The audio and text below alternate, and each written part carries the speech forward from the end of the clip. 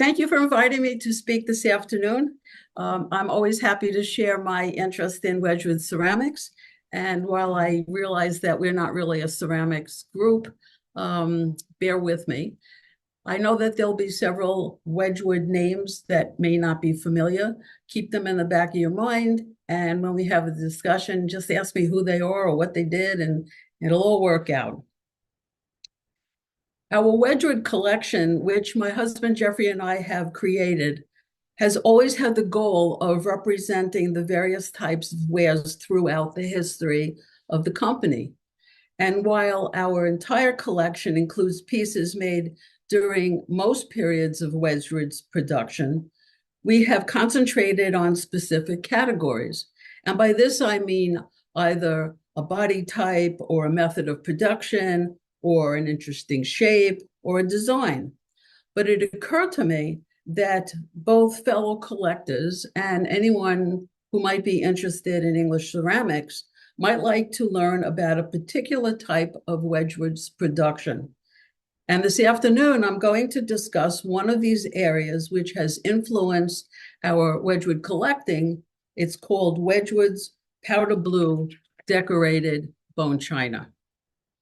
While Wedgwood initiated the development of their powder blue in 1910, we need to start the story almost 500 years earlier and thousands of miles from England. When we think about early Chinese ceramics, the blue and white palette is what usually comes to mind and what is prominent. While examining a 15th century porcelain cup, Chinese artist Xian Yuanpian commented, quote, "The glaze is of a uniform translucent white, like mutton fat or fine jade, and the blue is so pure and brilliant as to dazzle the eyes, being painted with Muslim blue."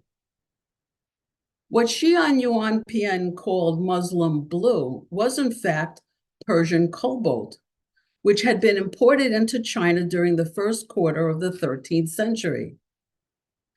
During the Ming Dynasty, 1368 to 1644, cobalt as a pigment was used on some wall paintings and on statuary. However, its eventual use on porcelain popularized cobalt-based blue on an international scale. Less labor-intensive than processing lapis, raw cobalt was washed and crushed to obtain pure ore. It was then mixed with an organic agent and formed into cakes. These, when melted together with potash and borax, hardened into a glass called smalt that was ground into a powder to make the famous blue pigment. The glaze for use on true porcelain originated during the decade 1425 to 1435. At that time, it was called sprinkled blue or snowflake. Today, only very few examples survive. A similar effect was sought during the Kangxi period, which was 1661 to 1722. In what became known as powder blue. The surface of an unfired porcelain body was then prepared with a light coating of oil. Then the finely ground blue powdered pigment was blown through a bamboo tube with a fine silk gauze at the end. A clear glaze was applied as a protective coating.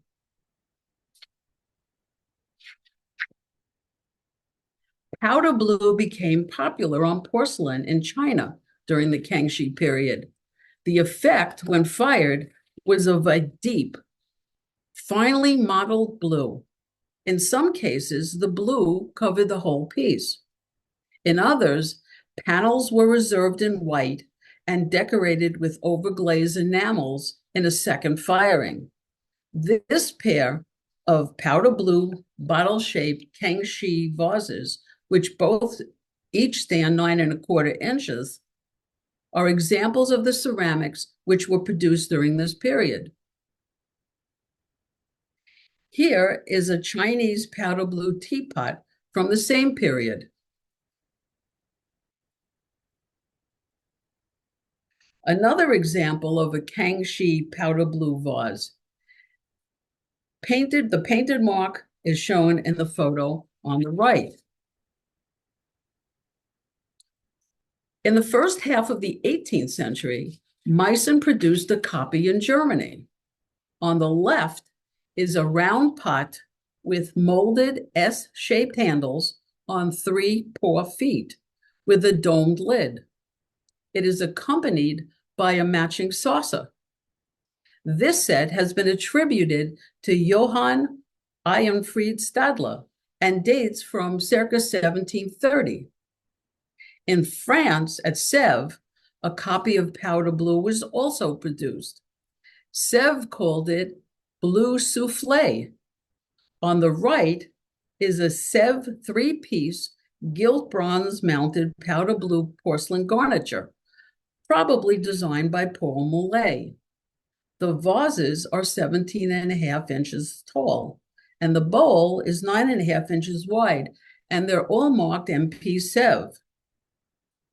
Between 1890 and World War I, the economic and social foundations of British life were subject to significant changes.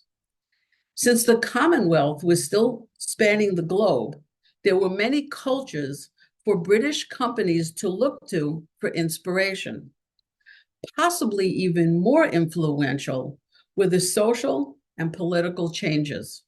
For example, more women were in the workforce than ever before. It has been suggested that by this time, the arts and crafts movement was losing some of its radical edge. The design world was changing.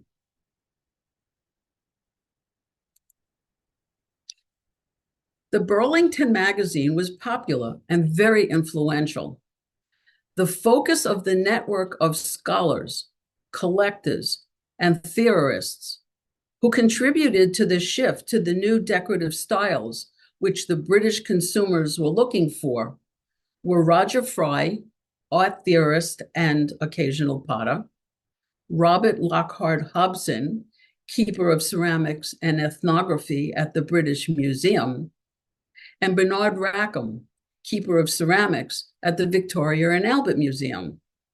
The interest of these influences was in Chinese ceramics. The trend for Chinese, not Japanese, style began to develop at the end of the 19th century and the beginning of the 20th century.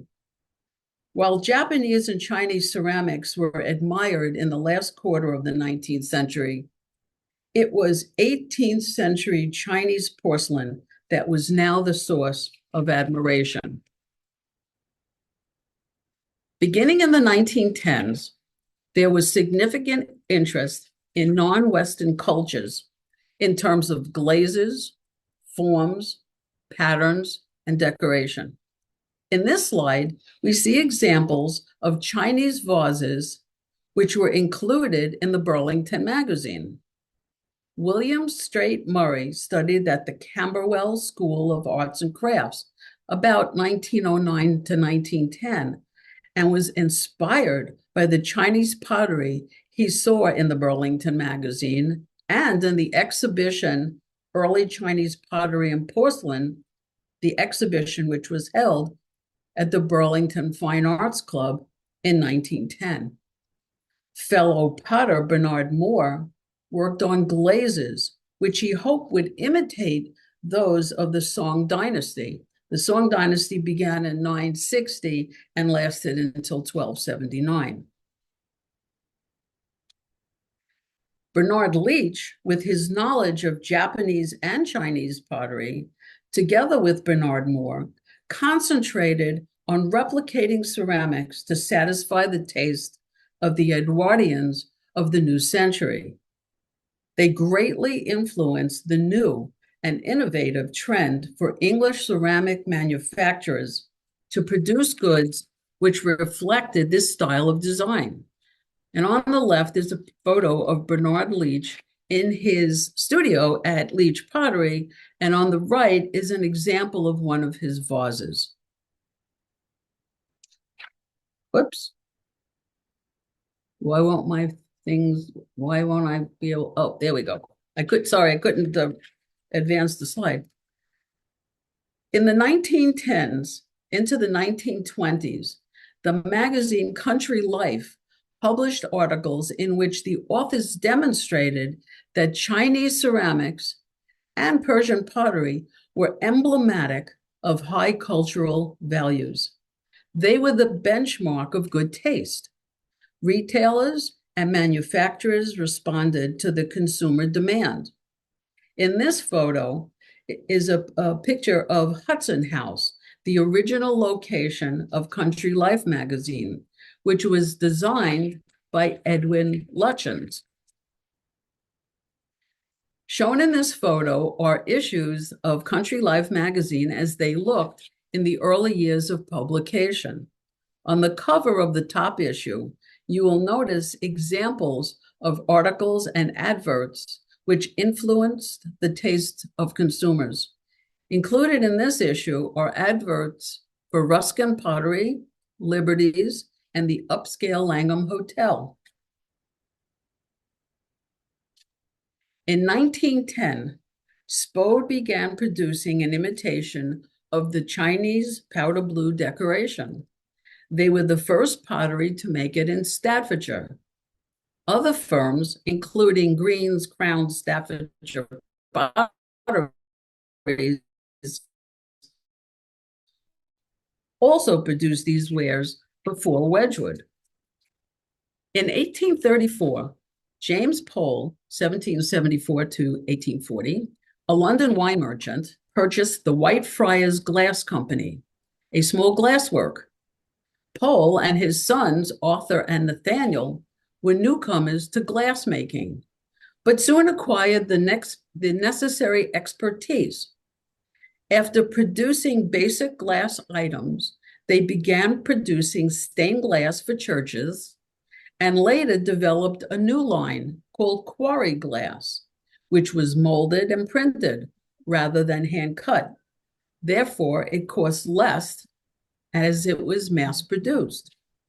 In 1875, Harry James Pole, an Oxford graduate in chemistry and the grandson of the founder, joined the business. His training led to more scientific production and innovations, such as previously unattainable colors and heat-resistant glass. In addition to the production of glass for church windows, the firm produced useful wares. During the high point of the arts and crafts movement, the consumer wares were often designed in collaboration with Edwin Burne-Jones, William Morris, Philip Webb, and William de Morgan. The firm's name was changed to Pole and Sons Whitefriars Limited in 1919. In this slide, we see examples of stemware glasses which were probably designed by Harry Pole. Those shown in the left and center are included in the new British galleries at the Metropolitan Museum of Art in New York, and the glasses in the photo on the right are at the Delaware Museum of Art in Wilmington, Delaware. You will see where all of this going. It will all come together. So, Wedgwood began a relationship with James Pole and Sons when its ceramics were retailed through the Pole's shops. Harry James Pole was a cousin of Alfred Hoare Pole, 1865 to 1960, who Wedgwoodians are familiar with, as he was a very important designer at Wedgwood. Hence the connection between the two companies. I have read that after Alfred joined Wedgwood in 1903, between 1906 and through the 1920s, he and his wife Louise, 1882 to 1956, painted on Wedgwood blanks, which were retailed through Pole and Sons. Alfred was inspired by surviving 18th century pattern books and reintroduced designs, often giving them updated names. In a letter which he wrote to W.B. Honey in August of 1945, he reminisced how he and Louise took on the task of teaching young women at Wedgwood how to become proficient paintresses. He went on to explain how he used many original circa 1770 patterns for his work, which Wedgwood retailed through James Pole and Sons. So I'm just going to show you a few examples of the type of Wedgwood that was retailed through Pole and Sons. Okay, there we go. So these pieces, which are shown on the left, were painted by Alfred Pole and done in the grill pattern. On the right is the bottom of one of the pieces, which shows both the James Pole and Wedgwood backstamps. The British Museum Wedgwood mentions that information about these pieces were obtained from the Wedgwood archive. This earthenware plate sports a revived 18th century pattern called red berries. Shown in the photo on the right are the two backstamps which are printed on the plate.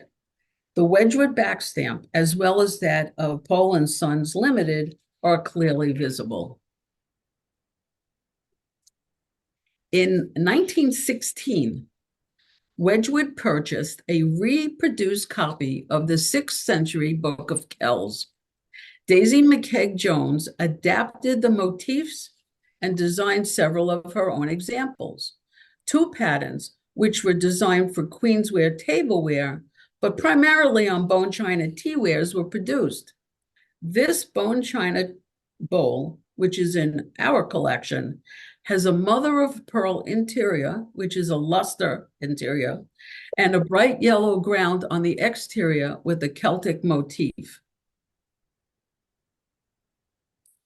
Interested in Asian design, Alfred Pole and Sons approached Wedgwood to commission them to produce a variety of exclusive wares with powder blue decoration. In 1922, James Hotchkiss reminisced that, quote, during the month of February in 1910, A.M. Pole, on a visit to Etruria in search of Oriental designs, requested that he, Hotchkiss, be allowed to visit London. Hotchkiss did so, and while he and Arthur Pole discussed powder blue ceramics, he recalled that Mr. Pole said, quote, that was what he had been asking for. Could I give him something like it? So basically, Pole and Sons and the Wedgwood Company were related to each other. They were working with each other. Pole and Sons wanted Oriental designs. They wanted a powder blue. They approached Wedgwood. Arthur Pole and James Hotchkiss went to the V&A. They looked at pieces. This is what I'd like. Can you make it? In a nutshell, that's what happened.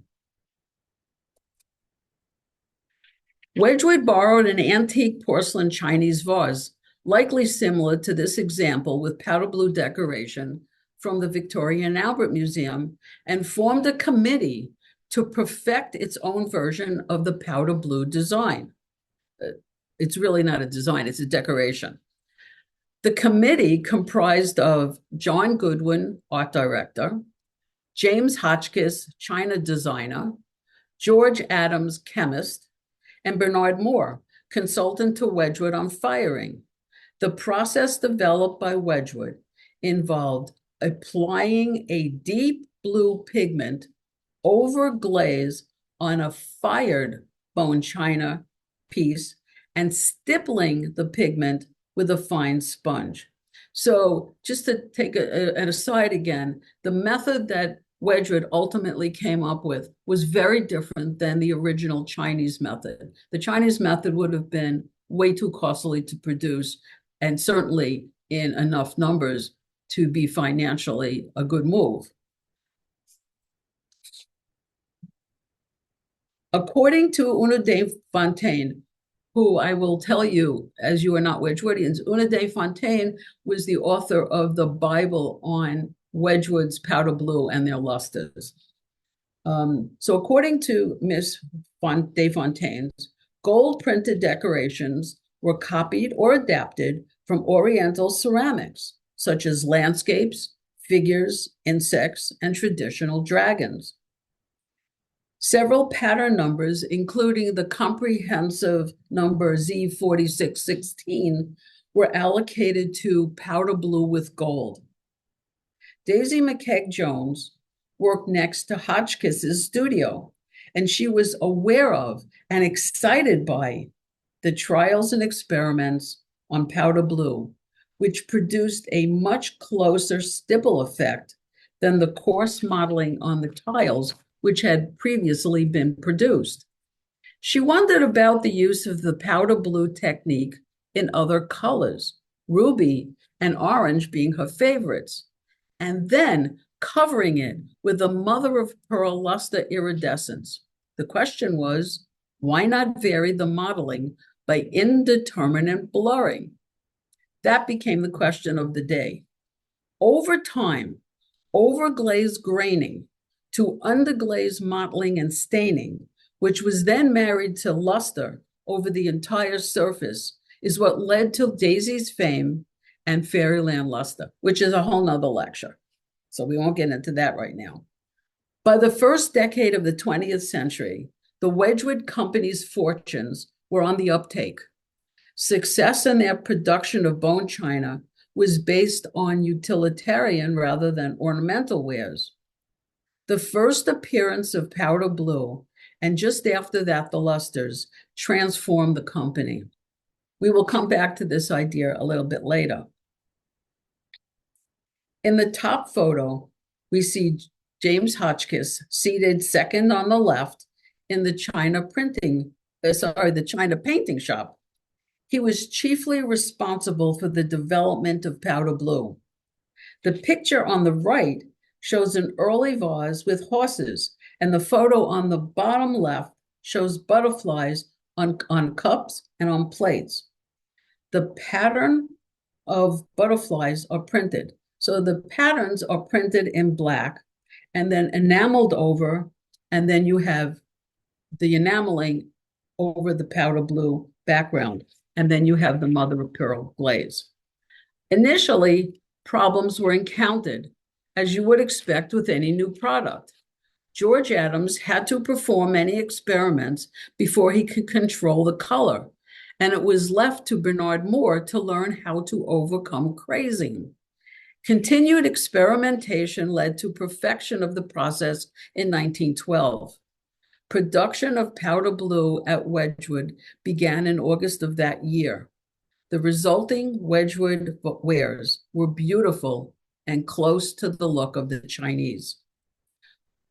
Bone china, powder blue, ornamental wares were enhanced by Oriental gilt decoration, as well as painting by Arthur Dale Holland, by James Hotchkiss, and by Hope Beardmore.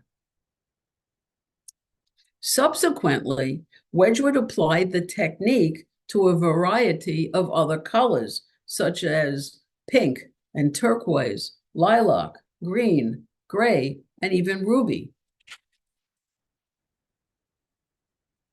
Throughout the 19-teens until the 1920s, in part due to the production of ornamental wares, the Wedgwood Company pulled out of the slump it had been in at the turn of the century. By August 1911, when Daisy was placed on the design staff, she began to design tableware.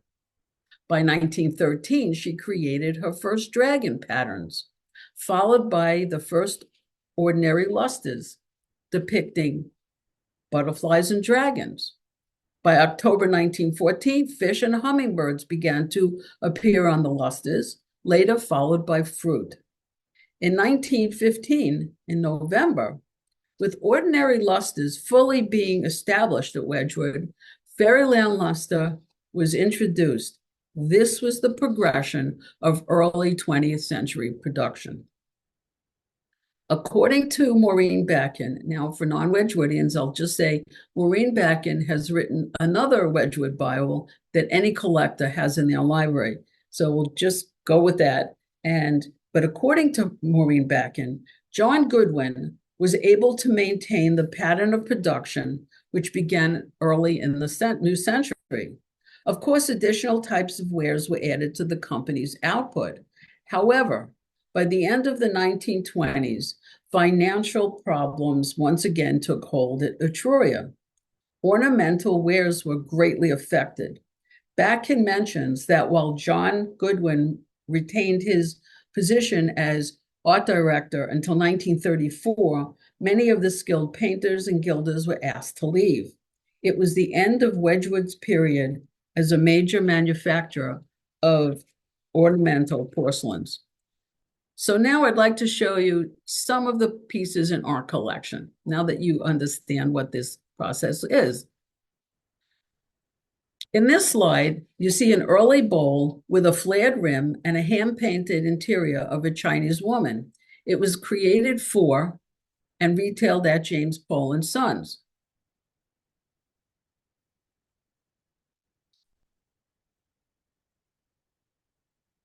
This is a four-sided, narrow neck vase.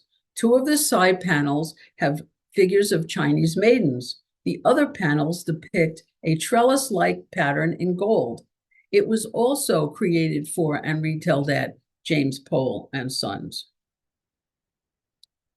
This plate, which is probably my favorite piece in this collecting area, has a powder blue ground overlaid with a gilt netting and 7 luster fish. On the right are a few examples of the fish. The plate is 9 inches in diameter. As it happens, I'm sitting in my dining room where all of these pieces are, and I wish you were here. I really do. In 1917, Queen Mary purchased a piece of Wedgwood's powder blue at a trade fair.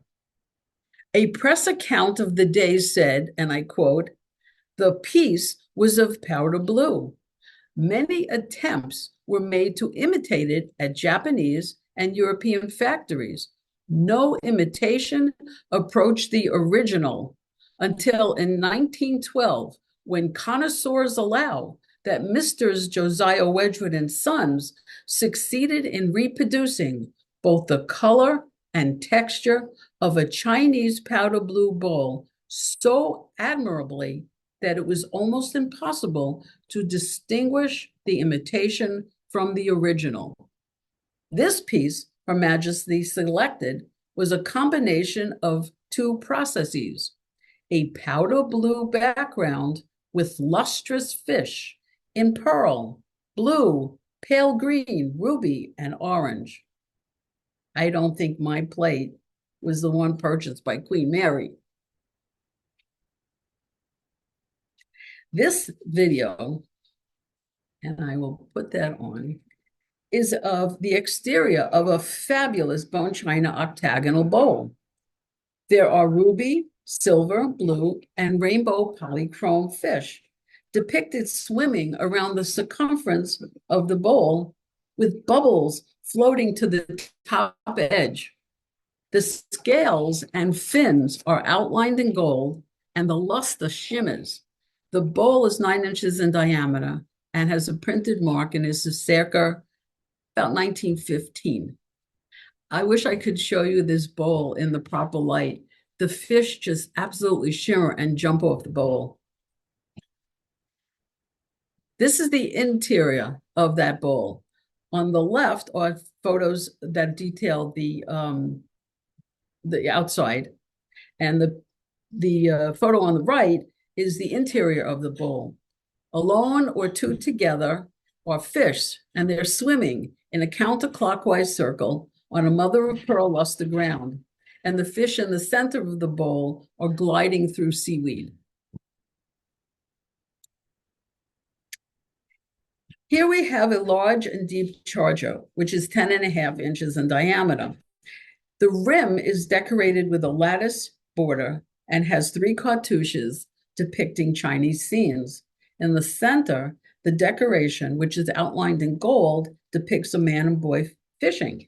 And in addition to the Wedgwood backstamp, William H. Plummer and Co., New York, is the retailer.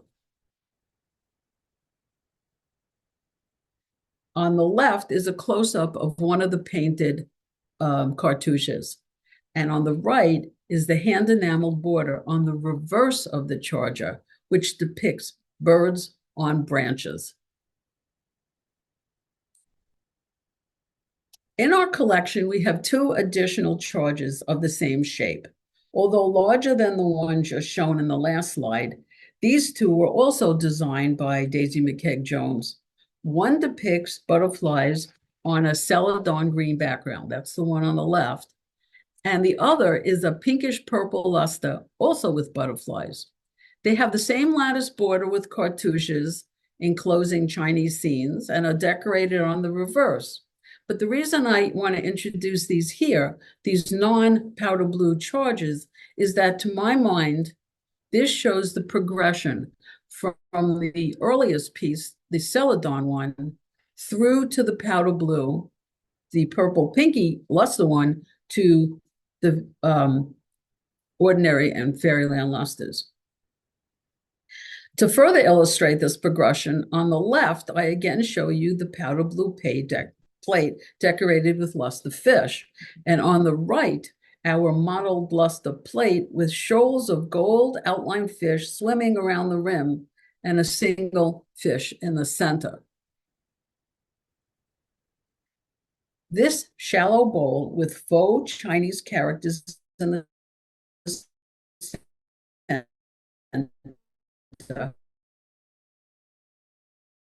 and 3 lattice-like patterns in red. The Wedgwood Portland vase backstamp is over the red Bailey Banks and Biddle Philadelphia mark.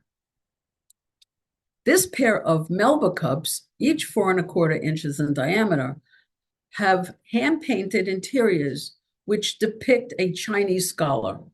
I consider these to be a pair as opposed to 2 similar examples because the figures face each other and the surrounding trees are an enclosing feature since one bends inward from the left and the other inward from the right. Here we have 2 cabinet plates, which are 10.5 inches in diameter and have hand-painted scenes in the center. They are signed A. Holland for Arthur Dale Holland. On the left is the powder blue technique in green, depicting Windsor Castle. And on the right, a powder blue example in blue depicting, excuse me for pronunciation, Corrach Castle in Wales. In this slide, we see the front and back of a Persian-shaped vase. On each side, a bird on a branch is outlined in gold. The elongated neck, striped in gold, is perforated with flower-shaped openings at the top. The pierced handles each have a central red flower, and the vase sits on a crenellated base. On the left, this plate with a bird on a branch is outlined in gold, and it's 9.5 inches in diameter. And on the right is a silver-shaped pin tray, which has a gold mosquito in the center. The 2 tigers, outlined in gold and enameled in black and white, appear to be about to pounce on their prey. Leaping out of the grass, they both have fierce expressions. On the left, we see the interior of a very deep bowl, which has a flared rim. The 5 stylized red flowers alternate between swirls of blue and gold on a background of gold, really, the blue and red flowers. Um, on the right, the exterior of the bowl illustrates the depth of the bowl, as well as the painted gold border, which kind of imitates or mimics the interior rim. On the left, as you can see, this tall, square-shaped vase with flared sides sports a wide section at the top that is identical to the border on the bowl in the last slide. It is crisply painted, as is the gold decoration underneath it. And on the right, this tall column vase depicts a gold dragon, which coils around the entire surface. This column vase is 11 inches tall. On the left is a wonderfully decorated tall vase, and there's a multitude of fish outlined in gold swimming over seaweed. And on the top right is a detail of the interior hand enameled rim depicting flowers punctuated with leaves on a vine. And on the bottom right is a detail of the lower portion of the exterior depicting the seaweed.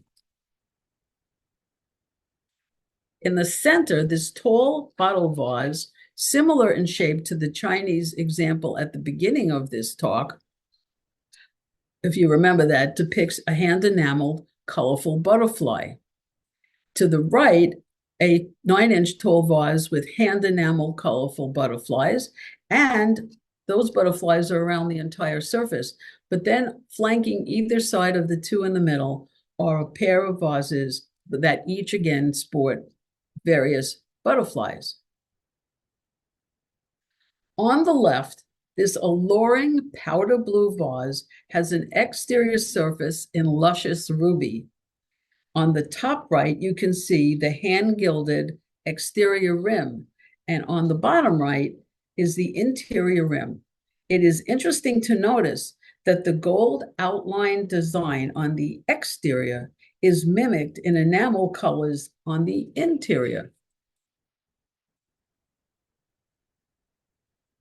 These two tall, 8-inch tall high trumpet vases sport gold dragons and a Greek key motif at a border around the lip and also on the base. Here we have a pair of bottle-shaped vases with gold dragons.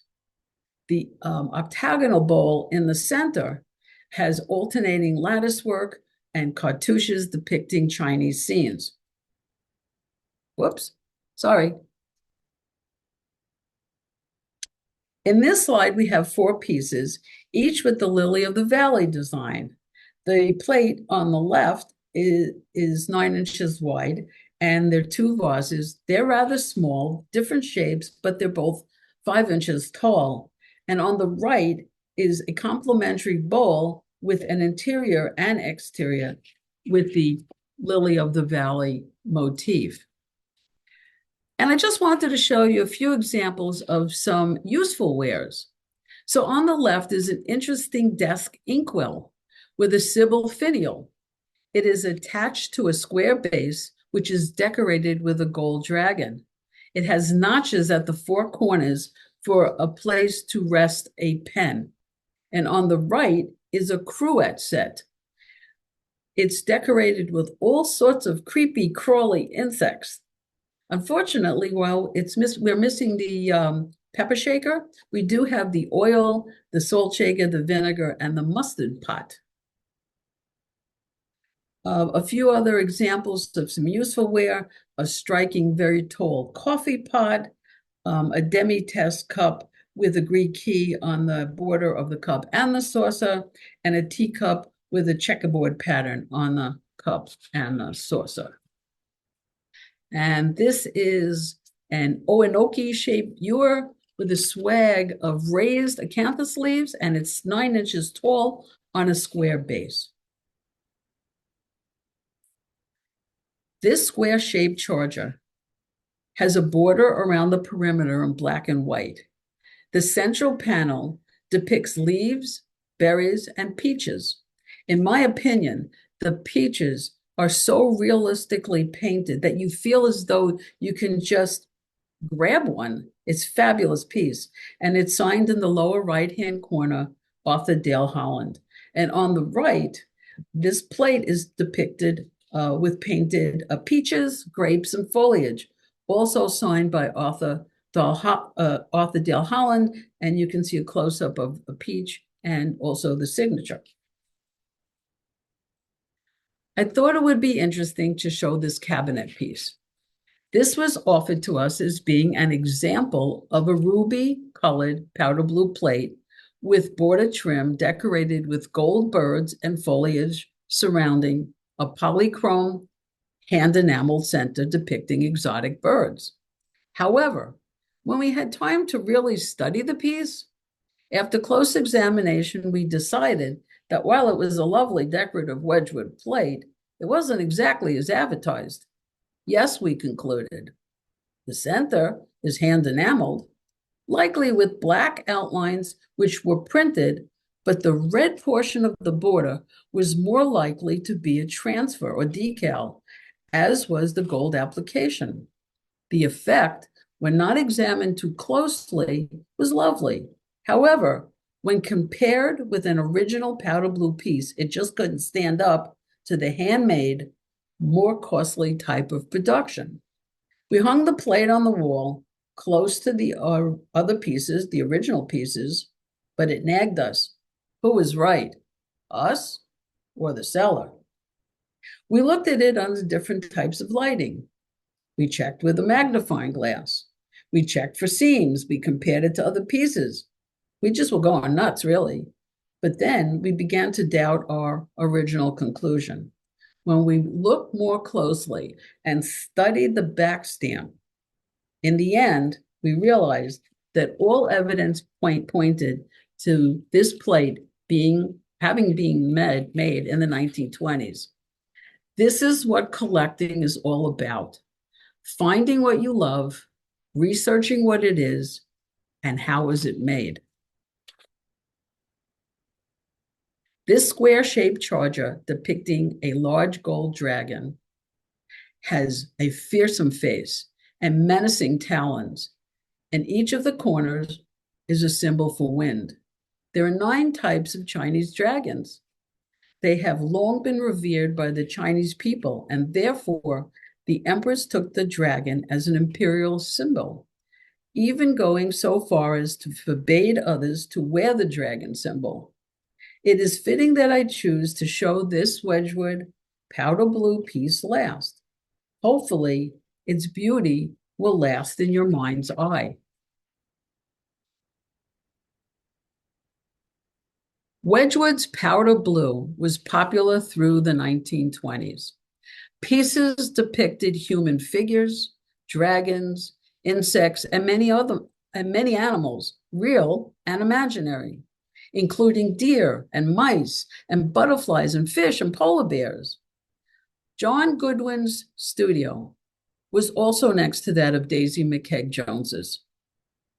She was involved in the design work for powder blue pieces before she began work on the ordinary then Fairyland lusters. It was an easy transition, design-wise, from powder blue to the lusters.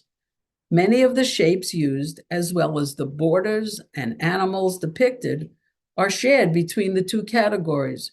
In fact, some people even consider powder blue to be a luster.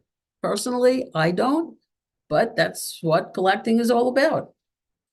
At the beginning of the 20th century, the Wedgwood Company, as it had done throughout its history, responded to the prevailing design trends. The art director, with creative, forward-thinking artists, responded to the consumer's demands for throwing off designs of the 19th century to move the company forward and to remain viable, financially sound. At the same time, James Hotchkiss, Daisy McKeag Jones, John Goodwin, George Adams, Bernard Moore, and others looked to what the current so-called arbiters of good taste were talking about and experimented to perfect new products, from designs to glazes to shapes.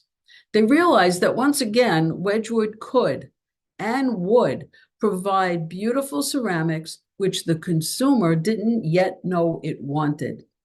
Like Daisy, whose design progressions went from powder blue to ordinary to the lustres, the Fairyland lustres, our collection habit, our collecting followed a similar journey. We began with powder blue pieces, then assembled a collection of various ordinary luster pieces, and more recently have been able to acquire several Fairyland luster pieces. We have enjoyed collecting within this category of Wedgwood's production and will continue to be on the lookout for additional pieces. So thank you very much, and let me stop sharing.